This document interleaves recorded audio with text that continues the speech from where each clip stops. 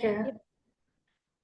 Okay, so yesterday we did it till here, which means today we have to look at the humanistic school and see how it influences personality and what it says about personality. So we have already done this, I think, 2 times before in our classes itself, but I will skim through it very quickly because most of the concepts you would already know, and if there's something that I haven't taught before or something that you're coming across for the first time, then that is something we'll do in much more detail. So first of all, we know that humanistic perspective was the third force in psychology, and it focused more on the innate goodness of people, the good qualities about people, and what is exactly did humans have that make them human. So when we were shifting from behaviorism, there was a critique that stop treating humans like robots or animals, right? Because humans have their own goodness, their own unique qualities that makes them human. And obviously the focus on free will also. So this is what humanism was about. And we know that the important people associated with this are Carl Rogers and Abraham Maslow, and they talked about fully functioning person and the ability to want to self-actualize.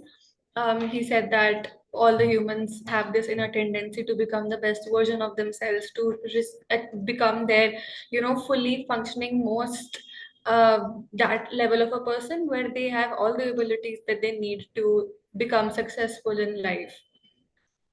Now, there are two terms here. The first term is self and the other term is self concept. So self का मतलब क्या होता है? Self is just your awareness of your own personal characteristics of who you are, right? So that is self. So for example, I know that what my name is, and there are certain qualities that really define me as a person, right? For example, I could be helpful, or I could be very emotionally intelligent. So these are my characteristics, these are my personal qualities that define me and that I'm aware of these. So this would be myself. अब self concept क्या होता है? Self concept is more of an image of yourself that tells you what kind of a person are you. So self concept can be positive or it can be negative, and mostly it is formed by our interactions with other people. So our past experiences and interaction with so many people, early interactions, say we tend to define who we really are as a person, and we create this image of ourselves. तो जो भी आप अपने बारे में सोचते हो, like whatever you think about yourself, if you think you are a good person, or if you think that you are not a good person, then that comes to be your self concept. Basically आप क्या सोचते हो खुद के बारे में, that is your self concept. And self concept has two parts: real self and the ideal self. So the real self is what you actually are, and the ideal self is what you want to become. तो what we are right now, currently हम जो भी हैं वो हमारी real self है. Our perception of our traits and abilities at the present moment, that is our real self. And what I actually want to be, that would be my ideal self. Example, I want to be a very good psychologist and I want to work at some company. So that is something that I'm striving for. That would be what I would ideally like to do. So all of this would come in my ideal self. And usually, jitna the greater the match, or the greater the closeness between the real and ideal self there is, the better it is and the more harmony it creates. But if there is a very big gap between your real self and your ideal self, matlab you are on the first stair, that's where your real self is, but you actually want to go to the 1,000th stair, which means that your ideal self is there. So there's a very big gap or a very big mismatch between the real and the ideal self. So that leads to an incongruence, and that gives rise to anxiety. तो जितना कम gap होगा and जितना closeness होगा real and ideal self के बीच में, उतनी harmony होगी और उतना बेटर होगा. Now these two terms, we already know what unconditional positive regard is. Basically just accepting someone for who they are without putting any conditions of worth on them. An example of this could be that I would still love you the same no matter what grades you get in school, and I would still look at you the same no matter what career you choose. So this is more of unconditional positive regard because I am accepting you जैसे भी आप हो without any conditions that I've placed on you, without any requirements. I'll accept you जैसे भी हो आप. So that is unconditional positive regard, and this is a very important. It is a core component. It is a core requirement out of the three requirements that Carl Rogers has given in humanistic therapy also. So empathy, unconditional positive regard, and genuineness or the congruence of therapy are the three requirements that Carl Rogers has given. But on the other hand, if you judge someone, or if you say that I will like you only if you get 100 on 100 in maths, then that is conditional positive regard, because this person, this child would also think ki, I am so unlovable. In order to be loved, I have to score this much only, and if I fail to do so, I am unlovable. So that's why conditional positive regard is not very helpful, and we should all strive for unconditional positive regard. And this is the same thing only, but just in the form of a flowchart. So you can go through this. These are very basic concepts of humanistic therapy that we've covered many times. I'll go to the next slide because we want to cover new concepts today, which we haven't done before. Before going to the new concept, there's this very basic concept on individualism versus collectivism, which we have been doing since class 11, but I'll again go through this very quickly. So usually there are two types of cultures: individualistic cultures and collectivistic cultures. Now, as we all know that India is a type of collectivistic culture, and all these Western cultures are based on individualism. Now, the very important defining characteristic of these cultures is that how much distance is there between the individual and the group. So, the greater the distance that is there between the individual and the group, the more we are talking about the individualistic side or the Western side. Because you see the example there that as soon as children turn 18 years of old, they have some kind of separation from their parents, and that separation is not a conflicting separation. It's not seen negatively, but rather is just seen as a new developmental milestone in the person's life itself. Matlab, if the parents are um, if the child is moving out from the parents house, if the child is living on their own, then that doesn't mean that there's a conflict with the parents. It's just how things function there. So that's seen like as a milestone. But in India, the same thing doesn't happen, right? In India, separation from parents only happens if you're moving out for education or for job or for marriage. So usually these things happen at 22, 23, 24, or 25. So, and even when Indians move out, there is still some kind of connection that stays with the group, right? So this is the main difference ki how closely the individual and group are there. The more closer they are, then we would be talking about the collectivistic culture. So certain things like cooperation and affiliation, these are there in the collectivistic cultures, but things like autonomy, independence, that would come in the individualistic side. Okay, and as you can see in the table also, that in individualistic culture, each individual takes care of themselves and their immediate family only. But यहाँ पे तो ऐसा नहीं होता ना. In our culture, there are big families, there are big communities. Even when we are taking a stream, there's this whole group of relatives who comes and gives their advice. So and that also tells us that major important decisions are taken keeping in mind the sentiments of other people also. So people here think in terms of we, but as on the other hand, wahan pe people think in terms of I. They value independence, but we value belonging, not really codependency, but the sense of being together. And there everybody has their own personal opinion, but here there are a lot of shared values and ideals. And यहाँ पे जो भी काम करते हैं it's done keeping in mind the idols of the group, but there group का इतना ज्यादा इन्फ्लुएंस नहीं रहता. People just work based on what ever they want themselves. And the same thing is given in this table also, so you can read that. Taken from NCRT, so it also very nicely describes what I'm talking about. In the individualistic cultures, there is a gap between the individual and group, and you see the two arrows signifying that both of them do have some impact on the other. But in the individual collectivistic, the Indian perspective, यहाँ पे they are more close. अभी इसमें क्या है, इसमें तो दो अलग triangles ही बनाए हुए हैं, they are distinct from each other. But in the Indian perspective, you see कि both are a part of the same circle only, which means, which is trying to say that okay, there is a larger group which exists, but the individual exists within this group. So the individual is one of the part of this larger group that exists out there, which is why the individual will somewhat be affected by whatever is happening in the group, because individual is a small part of the larger group.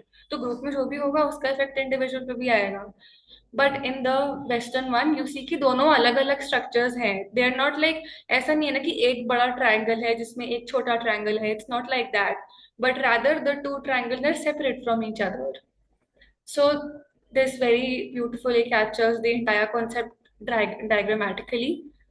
And with this, we will now come to the next topic for today, which is trait theory, which is another way how we understand personality. And trait theory is a kind of theory which would explain personality by saying कि there are different characteristics in different people which come together and kind of make them as a person, and these are the characteristics that would help us predict what sorry, predict what would be the future behavior of this person. So that's the job of trait theory. This is basically saying that हर इंसान की personality में कुछ कुछ characteristics होते हैं. तो क्या है वो characteristics? उन characteristics को study करते हैं and यही characteristics हमारा future behavior predict करेंगे. Now, the first important theory which comes here is the Alport's trait theory. And this person, Gordon Alport, is very important. इसी की theory पे काफी MCQs आए हुए हैं. Now, he has given three things in his trait theory. First of all, let's understand what a trait is. We have understood the meaning of trait in the first class itself, but let's go over it again. So, trait is any, we saw it as any personality characteristic. And here, according to Alport, we would see it as any stable or enduring characteristic. तो वही personality का मतलब ही stable and enduring होता है. So trait is any stable or enduring characteristic that influences thought, emotion, behavior. And every individual has many traits. And these traits can also be divided into types from central, cardinal to secondary traits. But if you want to know in the correct order, there is a hierarchy that he has said. And ये hierarchy किस चीज पे based है? The dominance of these traits. So the first one that would come in this hierarchy, which is the most dominant one, that would be the cardinal trait. Then little less dominating would be the central trait, and the least dominating would be the secondary trait. So what do we mean by the dominance of a trait? So we have so many traits, right? But some traits in us are the ones which are always present, no matter where we go, what we do, what we don't do. Some traits are very, very dominant, which means that they are so important to us that they are defining characteristics about us, and our life revolves around them. For example, we know that Mahatma Gandhi had this ideal of non-violence, right? And Hitler had this entire thing of Nazi values and all that. तो जब भी महात्मा गांधी का नाम लेते हैं तो non violence आता है ना दिमाग में, एंड जब हिटलर का नाम लेते हैं तो नासिज्म आता है दिमाग में. सो non cooperation and those Nazi values are so much of a dominating characteristics of these people that they literally define them as a person, and whenever you take their name, these qualities come to your mind. Or like Mother Teresa का नाम लोगे तो her cardinal trait would be that of altruism or helpfulness, because she used to help so many people, right?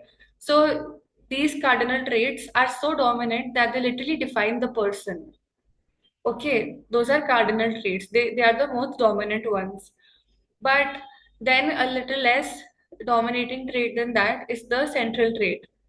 So these central traits are also sometimes dominant only. They do kind of describe the person, but they are not that dominating as cardinal traits. They are mostly general in nature and they would be present in most situations. ठीक है? So that is central trait. It is a little less dominating than cardinal trait, and it is little more general and global in nature, and broad influence आएगा उसका behavior पे, and it would be there in most of the situations. Um, and after that, the least dominating traits would be the secondary traits, which don't really impact behavior that much. And they're the least characteristic of that person. They're very specific in nature. For example, I prefer tea over coffee. Now, that's not something that would influence my behavior very broadly, right? And that's not also something which would define me as a person. Of course, my quality of being altruistic would define me more than my preference of tea over coffee, right?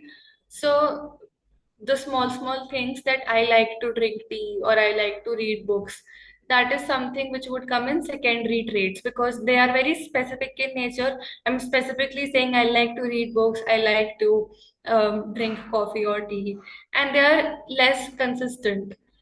Right, but जो cardinal है वो तो हर time present रहता है। आप ऐसा तो नहीं ना मदर टेरेसा बोलेगी कि कल तो मैं बड़ी अल्ट्रुइस्टिक थी, आज मेरा मन नहीं है अल्ट्रुइस्टिक बनने का, today I am not in the mood to help anybody. Of course she wouldn't say anything like that, right? So that's why that is her cardinal trait, and cardinal trait is present all the time. It defines them as people, whereas central traits, sometimes most of the situations they would be there, but secondary traits are inconsistent. They may or may not be there in every situation. Now, how do traits develop? Traits develop by interactions. It's basically a combination of your own inner disposition and your own external interaction that you have with the environment. तो जो भी आपके dispositions है, which is your own personal qualities, उसकी interaction with your external environmental experiences से you can develop traits. This gives a flowchart of the same thing, that cardinal traits are so important that they dominate and define your personality. Central traits, they are also important, but they are not dominating as cardinal traits. They also somewhat form our personality, and they are more general characteristics about us. For example, that this person is a very this person has great assertiveness skills. This person knows how to talk to people. She has a way with words. So again, you see that assertiveness is not something which would come here in the cardinal traits now, because it's not something that defines me a person, but it is something that can form my personality, and it is more of a general characteristic that would be there in most of the situations. And finally secondary traits हमेशा नहीं होते हैं, they very inconsistent, कभी आ सकते हैं कभी नहीं आ सकते. Something like my preference of tea over coffee, और my preference of watching this book और watching that movie, reading book or watching movie. So these are secondary traits. Now let's go to the second one, who is Cattell. And Raymond Cattell is very famous for his 16PF. So 16PF is basically 16 personality factor that he created, and there is also a questionnaire known as the 16PF, 16 personality factor questionnaire. So you can take that questionnaire for yourself, and then you can figure out what are the personality factors that you mostly have. Basically, वो like if you have taken the questionnaire or if you've not taken it, उसमें there are 105 items in that test, and you have to obviously mark your responses, and then after it is scored, you would be given a STEM score in each of the 16 factors. And with the help of the STEM score, you will be able to see that out of all the 16 factors, which one do you have the most, and which one are you the least, or which one are you at the center with. So that's the purpose of the 16 PF. And basically ये 16 अलग अलग different types of personality factors बताता है. And this entire test was created by Patel. No, 16 PF is not related to MBTI. They are different. We will do both of them today only later. So yeah, 16 personality factors जो है, he made this with the help of a statistical technique known as factor analysis.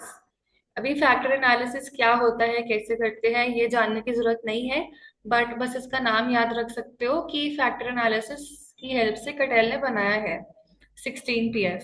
So basically what he did in this process is that he observed many people and he made a list of 100,000, 4,000, yeah. He made a list of 4,000 qualities that people possess. And after that, he shortlisted those 4,000 numbers into these 16 personality factors, and he made a questionnaire out of that. The 16 personality factor questionnaire. Now let's understand what are the different type of traits that Cattell has given. So Cattell said key traits can be of two types, surface traits and source traits. So source traits are more like building blocks of personality. These are more stable and enduring in nature, and it's like काफी underlying चीज है source trait, and source trait से निकल के आती हैं surface traits. And surface traits are much more observable in nature and they emerge from source traits. ठीक है, and अब क्योंकि ये observable हैं, these are the ones which are more outwardly seen, heard, and they represent our personality as how other people see it. So you can see in the photo also that the one that is beneath the water, that is the source trait, because it is more underlying, it is more deep, it is more stable, and it is more enduring, and it is the building block. So introversion is your building block here. So introversion is your source trait, which is the building block. But अब introversion से निकल के there are some surface traits which are coming out on the surface, emerging from the introversion source trait, which is your behavior of shyness or your behavior of being quiet, as how other people can see you outwardly. So these are the surface traits. I hope that is clear. This diagram really helps you understand that surface trait is more observable, जो emerge होता है source trait से. So this is what Cattell said. And finally, what is factor analysis? Is just a technique with the help of which you can identify relationships between source traits, and you can group them into different factors. So now in the next slide, we will show you that what are the 16 source traits that he was able to come up with. So if you look at the test also 16 PF, वो जो 105 items है वो यही measure करते हैं, and on every 16 of this dimension you would get a certain